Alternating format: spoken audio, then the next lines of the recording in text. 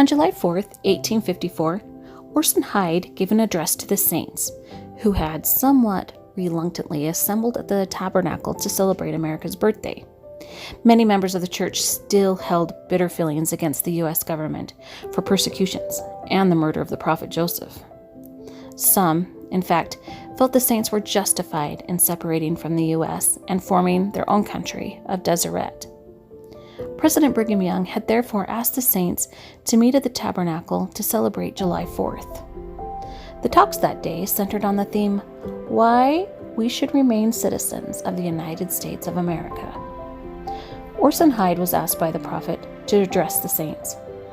Elder Hyde explained how God's hand had prepared this promised land for the express purpose of establishing Zion. In regard to Columbus and his discovery of America, Elder Hyde said, "It may not be amiss to ask here by whose power victory so often perched on our banner. It was by the agency of that same angel of God that appeared unto Joseph Smith and revealed to him the history of the early inhabitants of this country. This same angel presides over the destinies of America and feels a lively interest in all our doings. He was in the camp of Washington, and by an invisible hand led our fathers to conquest and victory. And all this to open and prepare the way for the church and kingdom of God to be established on the Western Hemisphere for the redemption of Israel and the salvation of the world." This same angel was with Columbus and gave him deep impressions by dreams and by visions respecting this new world.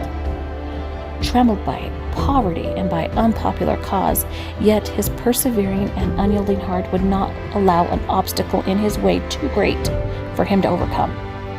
And the angel of God helped him, was with him on the stormy deep, calmed the troubled elements, and guided his frail vessel to the desired haven. Under the guardianship of this same angel, or Prince of America, has the United States grown, increased, and flourished, like the sturdy oak by the rivers of water. The peculiar respect that high heaven has for this country, on account of the promises made to the fathers, and on account of its being the land where the mustard seed of truth was planted and destined to grow in the last days, accounts for all this good fortune to our beloved America.